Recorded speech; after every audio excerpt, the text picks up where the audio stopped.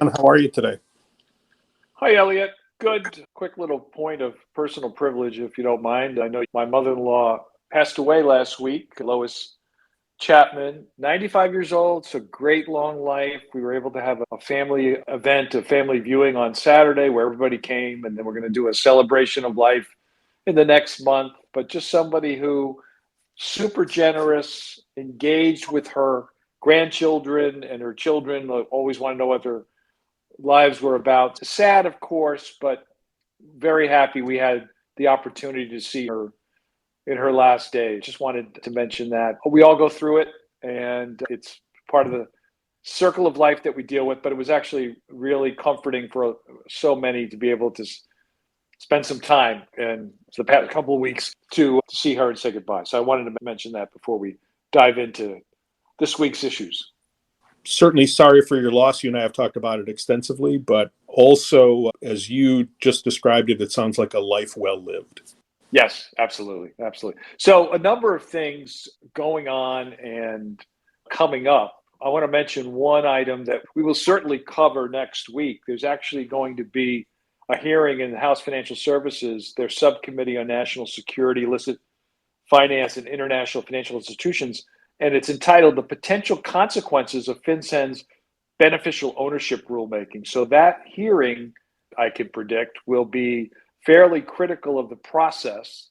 And so there'll be a lot of interesting conversations on whether or not this rulemaking is going to have to be recast or what's going to happen there. So something we should all look to, and we will talk about that more last week. But I also know that you're working on a blog post that you're going to post, a recent executive summary from Europol's, their partners in the European Union. It's a terrorism situation and trend report. What's some of the highlights from that?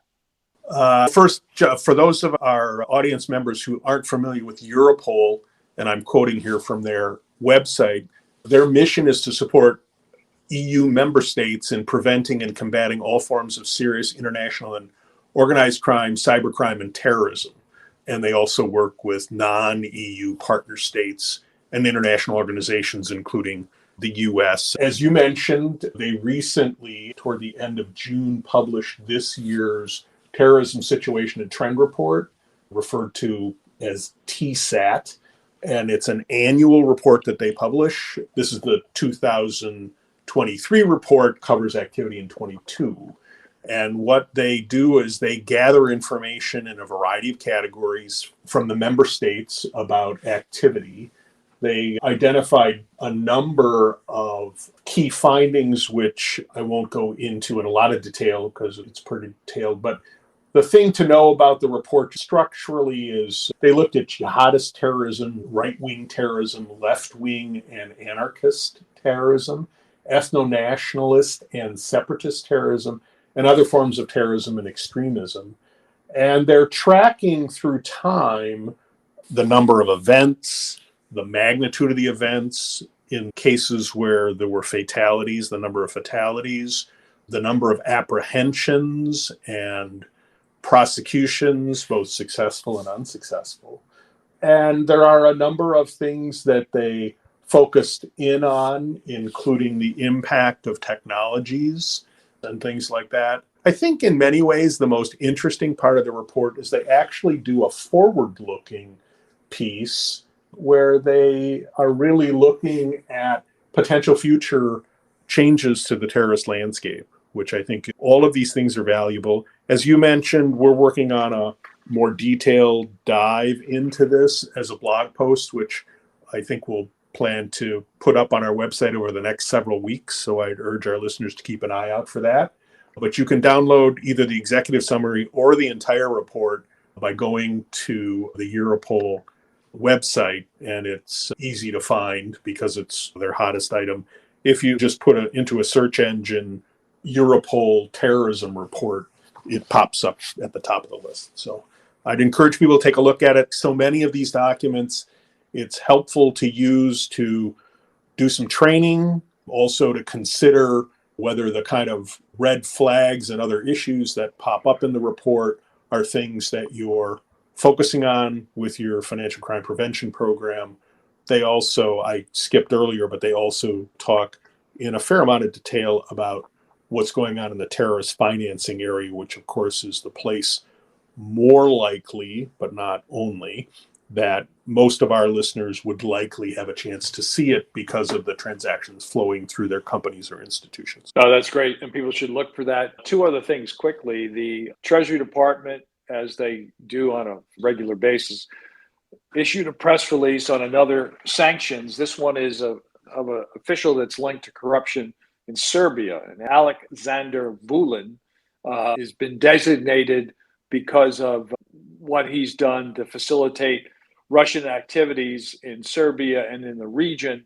He's been implicated in transnational organized crime, illegal narcotics, misuse of public office, a whole host of things. So that's there on the Treasury website. And then we just learned as we go to record today, the Cybersecurity and Infrastructure Security Agency, CISA, has just issued an advisory, and this is also explained on the White House website as well as the FBI. And the issue is in June of this year, the Federal Civilian Executive Branch identified suspicious activity in their Microsoft 365 cloud environment.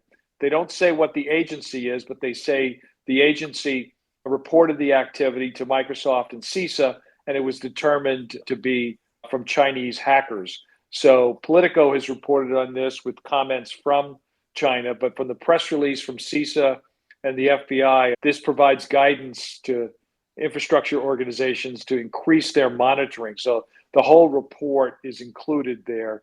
And they just say in the tail end that organizations that identify suspicious anomalous activity should contact Microsoft to proceed with mitigation actions, as well as to CISA and the FBI. Reported in a number of places today and wanted to highlight that as well. Yeah, cybersecurity, as we've said many times and as everybody knows, you just can't let your guard down. And even staying with the biggest providers with all of their focus and efforts, it's a rocky environment out there. And you flagged something. There was a penalty against Merrill Lynch that we've just seen. Do you want to briefly highlight that? Sure. Merrill Lynch, the broker-dealer, has agreed to pay a $12 million fine to regulators. It failed to file, according to the report, 1,500 suspicious activity reports over more than 10 years.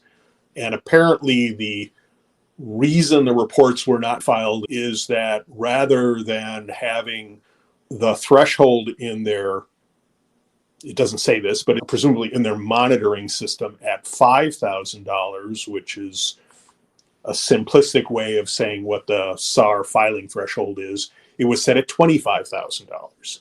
And this went on for a period starting in 08 and 09 and going until 2019.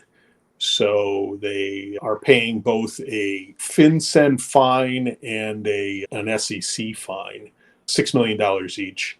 The interesting thing to me is, I'm sorry, I think I said FinCEN, it's FINRA, and that fine is in addition to the SAR filing failures, also other weaknesses in their program. As we were talking before we started recording, the thing that struck me is, how does a threshold error like that not get picked up either by internal audit in an earlier FINRA review or by your own ongoing program review? Double checking thresholds just seems like it would be part of the checklist of what you do, not every day, but periodically. And certainly I would expect a comprehensive internal audit to pick up something like that.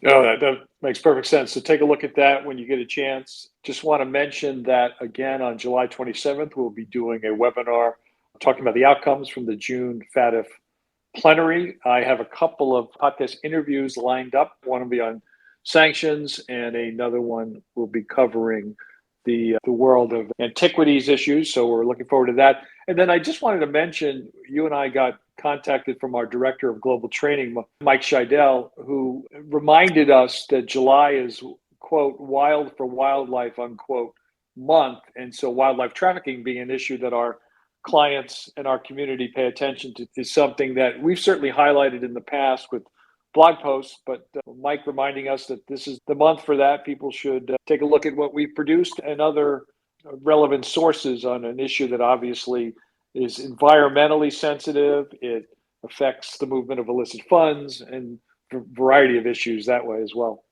Yes, and I mentioned last week and want to mention again that we've launched a new podcast series called AML Conversations, the Solutions series, and it focuses on how-tos in various areas. The first sequence of them is related to how to select and implement a transaction monitoring system, and the second episode in that part of the series is going to post next week.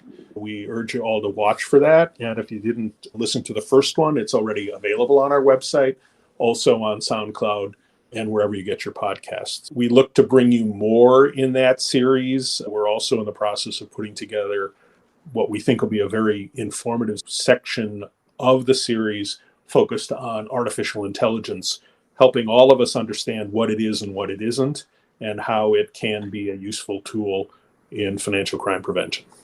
That sounds good, Elliot. Have yourself a good rest of the week, and we'll connect again next week. Sounds great, John. You have a good week too. Bye-bye.